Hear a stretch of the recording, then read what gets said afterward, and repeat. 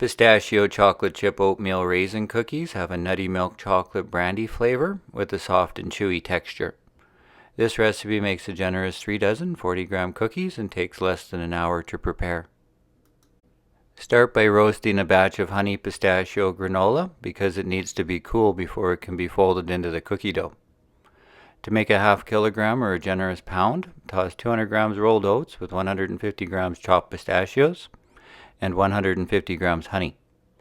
Spread onto a silicone-lined baking sheet and toast in a 350-degree Fahrenheit oven, stirring once or twice until golden brown, which takes about 15 to 20 minutes. When cool, the granola should be dry and easy to separate. Then poach organic sun-dried Thompson raisins in butter to refresh their naturally sweet caramelized qualities.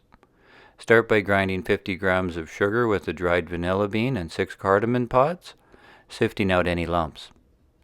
Then gently simmer 200 grams butter with 200 grams raisins, the vanilla cardamom sugar, and 50 grams of a good quality Solera-style brandy for 3 minutes to infuse the spice flavors.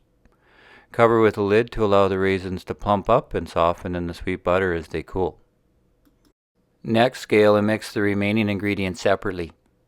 In a small bowl, toss 150 grams pastry flour, 50 grams barley malt, 5 grams baking powder, 5 grams baking soda, 5 grams salt, and set the bowl aside.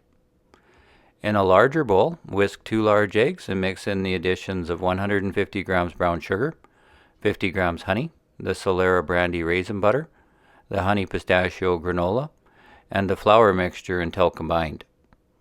Then fold in 180 grams milk chocolate chips evenly and form into 40-gram portions or round cookie dough pucks. Refrigerate until ready to bake or freeze the dough pucks and bake to order later. When the dough pucks are room temperature, evenly space them on a silicone mat.